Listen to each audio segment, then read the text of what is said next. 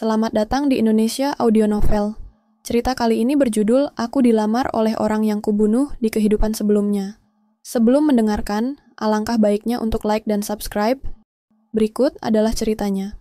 Langit sore itu memancarkan semburat jingga, tetapi bagi Viera Elvanis, hidupnya tetap berwarna abu-abu. Hujan deras yang turun sebelumnya telah membasahi jalanan kota, meninggalkan aroma tanah yang khas. Di meja kafe kecil tempat ia sering menghabiskan waktu, Viera duduk memandang secangkir teh yang mulai mendingin. Pikirannya melayang pada laporan pekerjaan yang harus diselesaikannya malam itu, sampai suara berat dan tegas memecah lamunannya. Viera Elvanis? Viera mengangkat wajahnya, dan seketika napasnya tercekat. Di hadapannya berdiri seorang pria tinggi dengan setelan hitam rapi. Wajahnya seperti ukiran patung Yunani, sempurna namun dingin, dengan mata abu-abu yang menembus jiwa. Iya, jawab Viera ragu, suaranya nyaris tidak terdengar. Pria itu menarik kursi dan duduk di depannya tanpa diundang. Namaku Alaric Callenwood, katanya dengan nada formal. Dan aku ingin menikahimu. Kata-kata itu seperti bom yang meledak di kepala Viera. Ia menatap pria itu dengan mata terbelalak, mencoba mencerna apa yang baru saja terjadi. Maaf, aku ingin menikahimu, ulang Alaric dengan santai, seolah-olah ia baru saja mengajaknya makan malam, bukan mengusulkan pernikahan. Ini semacam lelucon? Viera memaksa dirinya untuk tertawa, meskipun dadanya berdebar hebat. Namun, tidak ada tanda-tanda humor di wajah pria itu. Tidak, jawabnya dingin. Aku serius. Viera mengerutkan kening, mencoba menemukan logika dalam situasi absurd ini. Ia tidak pernah bertemu pria ini sebelumnya, tetapi entah bagaimana, wajahnya terasa akrab. Lihat, Tuan Callenwood, aku tidak tahu siapa Anda atau mengapa Anda melakukan ini, tapi aku akan menerima tawaranku, potong Alaric. Suaranya terdengar seperti perintah. Aku tahu ini mendadak, tetapi aku yakin kau akan setuju setelah mendengar alasannya. Apa alasan Anda? Tanya Viera, kini lebih marah daripada bingung. Aku mencintaimu, jawabnya tanpa ragu. Viera terkesiap, dan bahkan tidak mengenalku. Justru sebaliknya, katanya, matanya menyipit. Aku mengenalmu lebih baik daripada siapapun. Kata-kata itu membuat Viera bergidik. Ada sesuatu dalam tatapannya, sebuah keintiman yang tidak seharusnya ada antara dua orang asing. Dengar, aku tidak tahu permainan apa yang sedang Anda mainkan, tetapi aku sudah pernah membunuhku, potong Alaric, membuat Viera terdiam. Dunia di sekitar mereka terasa berhenti. Suara hiruk-pikuk kafe memudar, menyisakan keheningan yang berat di antara mereka. Apa? Bisik Viera, tidak percaya pada apa yang baru saja didengarnya. Di kehidupan sebelumnya, lanjut Alaric dengan tenang. Kau membunuhku, dan aku di sini untuk memastikan kita tidak mengulangi kesalahan yang sama.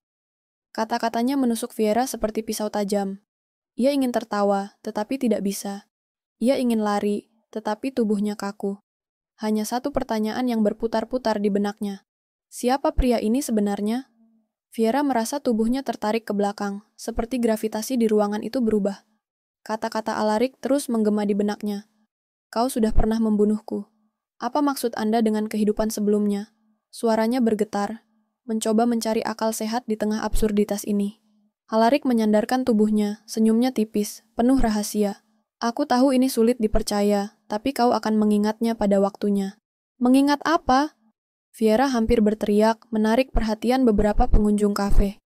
Aku tidak bisa menjelaskan semuanya sekarang, katanya dengan nada yang memancing rasa, ingin tahu sekaligus frustrasi.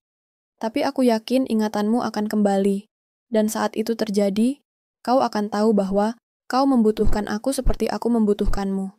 Sebelum Viera bisa membalas, Alaric berdiri dan menyelipkan kartu kecil ke atas meja. Ini alamatku, katanya. Jika kau memutuskan ingin tahu kebenarannya, datanglah. Tapi hati-hati Viera, tidak semua orang akan senang melihatmu mengingat masa lalumu. Kalimat terakhirnya terasa seperti ancaman terselubung. Pria itu kemudian berbalik dan berjalan pergi, meninggalkan Viera terperangkap dalam kebingungannya. Di perjalanan pulang, langkah kaki Viera terasa lebih berat dari biasanya. Ia mencoba meyakinkan dirinya sendiri bahwa semua ini hanya lelucon dari seorang pria aneh, tapi sesuatu di dalam dirinya berkata lain. Ia berhenti di depan cermin besar di ruang tamu apartemennya. Wajahnya yang lelah memantulkan kembali keraguan dan ketakutan. Namun, ada sesuatu yang aneh. Semakin lama ia menatap pantulannya, semakin banyak kilasan aneh muncul di kepalanya. Sebuah ruangan megah, cahaya lilin yang berkedip-kedip, dan darah. Banyak darah. Fiera mundur, napasnya terengah. Ia meraih dinding untuk menjaga keseimbangan. Kilasan itu terlalu nyata untuk dianggap sekadar khayalan. Tidak, ini tidak mungkin, bisiknya pada dirinya sendiri. Malamnya, Fiera terbangun oleh suara langkah kaki di ruang tamunya. Ia bangkit dengan panik, mencoba meraih benda apapun yang bisa digunakan untuk membela diri. "Siapa di sana?" teriaknya, meskipun suaranya bergetar. Tidak ada jawaban, tapi ia mendengar sesuatu, bisikan halus yang terdengar seperti desahan nama. "Fiera." Ia membeku, bulu kuduknya berdiri. Dengan keberanian yang entah datang dari mana, ia melangkah menuju ruang tamu. Pintu kaca menuju balkon terbuka, tirai bergoyang pelan diterpa angin malam. Tidak ada siapapun di sana. Namun, di atas meja kopi, ia menemukan sesuatu yang membuat darahnya membeku. Sebuah bunga mawar hitam dan sebuah catatan kecil. "Ini baru permulaan. Ingat aku sebelum semuanya terlambat." Mawar hitam itu berbau anyir, aroma samar yang mengingatkan Fiera pada besi, seperti darah yang mengering. Tangannya bergetar saat mengambil catatan kecil di sampingnya. Huruf-huruf di atas kertas itu terasa seperti terukir langsung ke dalam pikirannya. "Ini baru permulaan. Ingat aku sebelum semuanya terlambat." Fiera mendadak merasa udara di apartemennya begitu dingin. Ia menoleh ke pintu balkon yang terbuka lebar, angin malam yang dingin menusuk kulitnya. Siapapun yang meninggalkan bunga itu pasti baru saja pergi. "Siapa kau?" bisiknya, tapi hanya kesunyian yang menjawab. Keesokan paginya, Fiera memutuskan untuk menemui Violet, sahabat karibnya yang selalu menjadi tempatnya berbagi. Mereka bertemu di sebuah kedai kopi kecil, jauh dari hiruk-pikuk kota. Violet mendengarkan cerita Fiera dengan ekspresi serius, sesuatu yang jarang terlihat di wajahnya yang biasanya ceria. "Jadi, kau bilang seorang pria asing melamarmu kemarin, mengklaim kau sudah membunuhnya di kehidupan sebelumnya. Dan sekarang seseorang meninggalkan bunga mawar hitam di apartemenmu dengan pesan aneh," ulang Violet dengan nada skeptis. Fiera mengangguk, meskipun ia sendiri merasa kisahnya terdengar mustahil. "Aku tahu ini gila, Violet, tapi aku bersumpah, aku tidak sedang berkhayal."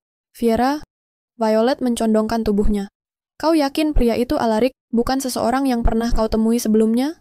Maksudku, apakah kau yakin kau tidak mengenalnya dari tempat lain?"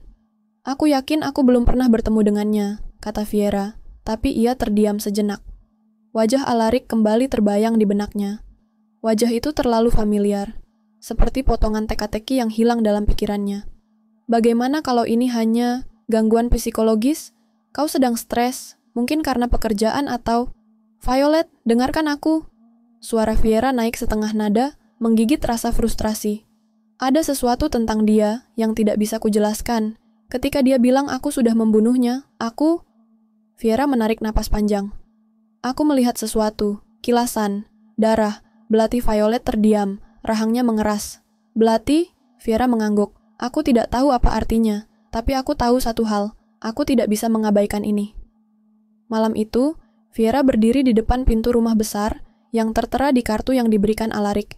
Udara dingin menusuk kulitnya, tetapi bukan cuaca yang membuat tubuhnya gemetar.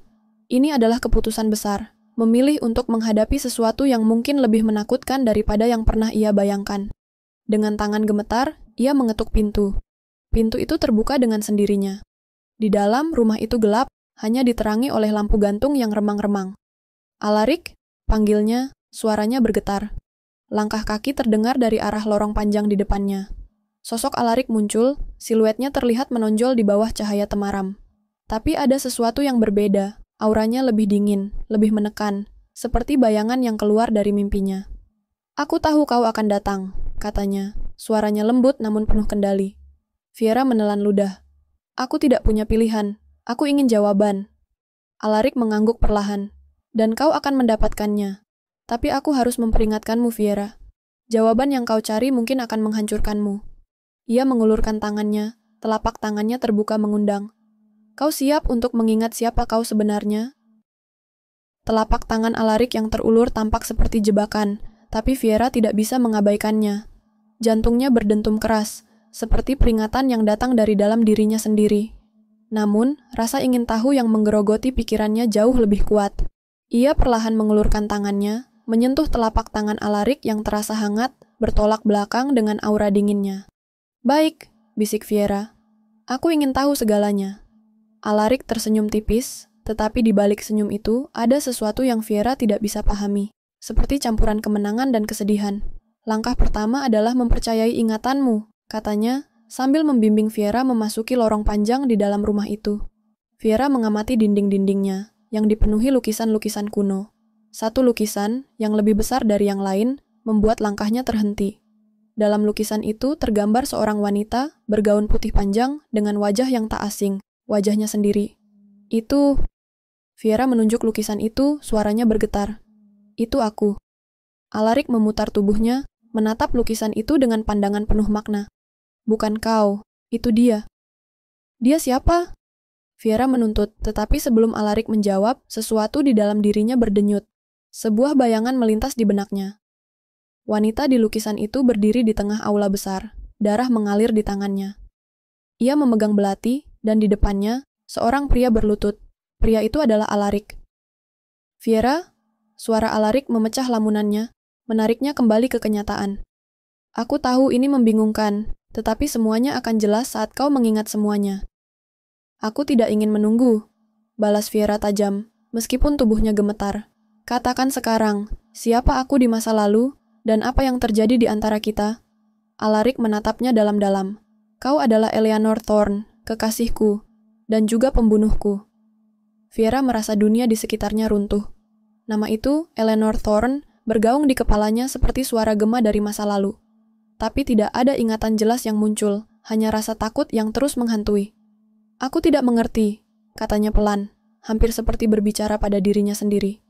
"Karena kau masih menyangkalnya," balas Alaric. "Tapi waktu tidak akan menunggu, Viera. Orang-orang yang mengejarmu di masa lalu, mereka akan datang kembali." "Siapa yang kau maksud?" tanya Viera. Rasa paniknya mulai tumbuh.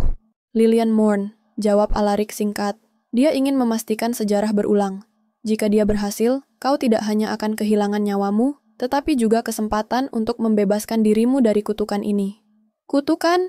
Viera menelan ludah. Alaric mengangguk. "Kita berdua terikat oleh takdir yang sama. Kau membunuhku, tapi aku tidak mati seperti yang kau kira. Aku kembali, dan begitu juga Lilian. Kau harus mengingat semuanya sebelum dia menemukanmu." Suara langkah kaki tiba-tiba terdengar dari lorong yang baru saja mereka lewati. Viera merasakan bulu kuduknya berdiri. Tetapi sebelum ia sempat berbalik, Alaric menariknya ke dalam ruangan kecil di samping mereka. "Jangan bicara," bisiknya. Langkah kaki itu semakin mendekat, berat dan perlahan. Seperti seseorang yang sengaja memberitahu kehadirannya. Viera memegang lengan Alaric dengan erat. Takut jika ia melepaskannya, tubuhnya akan runtuh. Sosok bayangan muncul di celah pintu ruangan kecil tempat mereka bersembunyi. Siluetnya terlihat samar, tetapi cukup jelas untuk membuat Viera merasakan aura dingin yang sama, seperti ketika ia menemukan mawar hitam di apartemennya. "Dia di sini," bisik Alaric hampir tak terdengar. "Kita harus pergi sekarang, atau dia akan membunuhmu sebelum kau punya waktu untuk mengingat segalanya." Viera tidak sempat bertanya apa-apa. Alaric menggenggam tangannya erat dan menariknya ke arah pintu lain yang tersembunyi di balik rak buku. Mereka melarikan diri melalui lorong sempit yang terasa seperti tak berujung, dengan suara langkah kaki di belakang mereka yang semakin cepat, semakin dekat, hingga akhirnya suara itu berhenti. Tapi Viera tahu, apapun yang mengejar mereka, itu belum selesai.